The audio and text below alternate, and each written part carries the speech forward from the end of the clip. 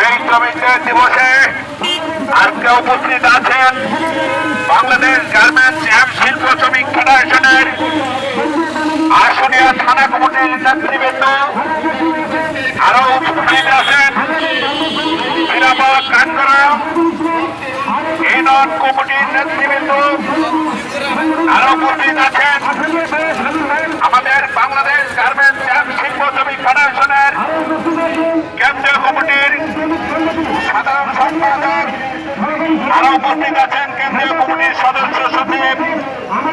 সবাইকে আমি জানাই ধন্যবাদ, অভিনন্দন। আজকে আরো উপস্থিত আছেন আমাদের বিভিন্ন গার্মেন্টসের নেতৃবৃন্দ ও শ্রমিক ভাই বোনেরা। আমি সবাইকে জানাই ধন্যবাদ ও অভিনন্দন। আপনারা জানেন 1886 সালে চিটাগং শহরে এই 8 ঘন্টা শ্রমিকদের মজুরির দাবিতে আমার শ্রমিক ভাই বোনেরা ঐক্যবদ্ধ হন। ঐক্যবদ্ধ হয়ে একটা স্মারকলিপি জমা দেন সরকারি মন্ত্রণালয়। কিন্তু ওই চিটাগং শহরের সরকার শ্রমিকদের দাবি না মেনে শ্রমিকদের উপরে ভয়াবহ নির্যাতন চালায়। ওই সময় 8 জন শ্রমিককে কারাবন্দী করে রেখে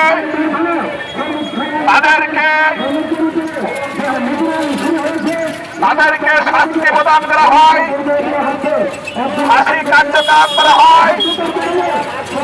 তারপর শ্রমিকদের উপরে ভয়াবহ এক দুঃশাসন পাবে ওই দেশের সরকার শ্রমিকদের উপরে ভয়াবহ নির্যাতন চালায়। ওই সময় 6 জন শ্রমিক নির্মমভাবে হত্যা হয়। আর একটা শ্রমিক অত্যাচারের শেষ রাতের থেকেই তার নিজের জীবনটাই নিজে চলে নিয়ে যায়। এটা দুঃখজনক। তারপরে এই শ্রমিকদের 8 ঘন্টা মজুরির দাবি আন্তর্জাতিকভাবে ঘোষিত হয়। আমরা মে দিবস পেয়েছি, আমরা স্বাধীনতা পেয়েছি। আমরা কি তাই পেয়েছি? আপনারা জানেন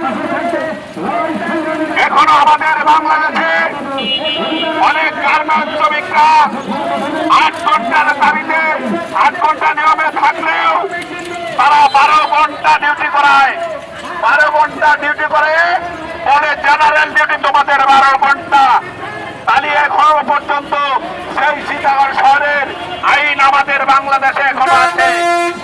সংগ্রামী সাথী বন্ধুগণ, তারপরেও দেখেছি বিভিন্ন জায়গায় স্টাফদের তাদেরকে 8 ঘন্টা না খাটিয়ে 12 ঘন্টা, 24, 14 ঘন্টা, 18 ঘন্টা করে খাটানো হয়। একই দেশে 2টা নিয়ম। কোন রকম নামের মাত্র অপারেটরদেরকে কোন রকম ওভার টাইম দেওয়া হয়।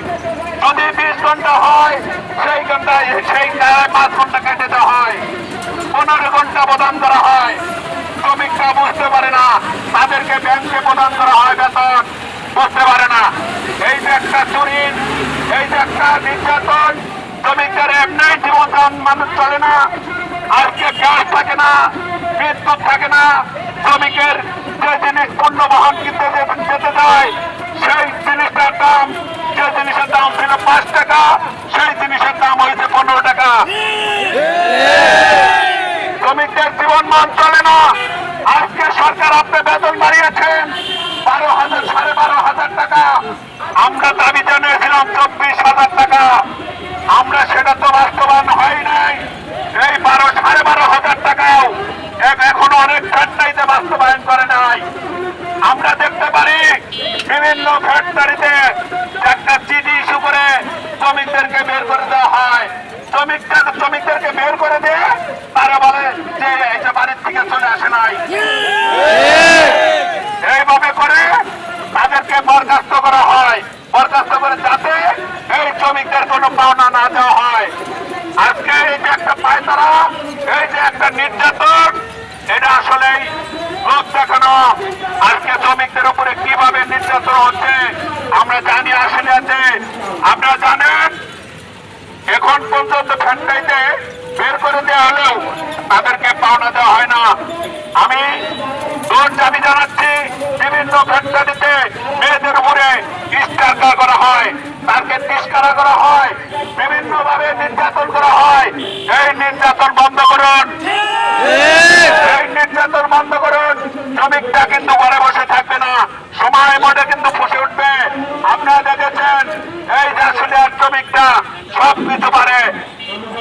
16 সালেও দেখেছেন তারা আন্দোলন করে বেতন বৃদ্ধি করেছে, 18 সালের আন্দোলনে দেখেছেন, আজকে 23 সালে সেটা বাস্তবায়ন কিন্তু করেছে।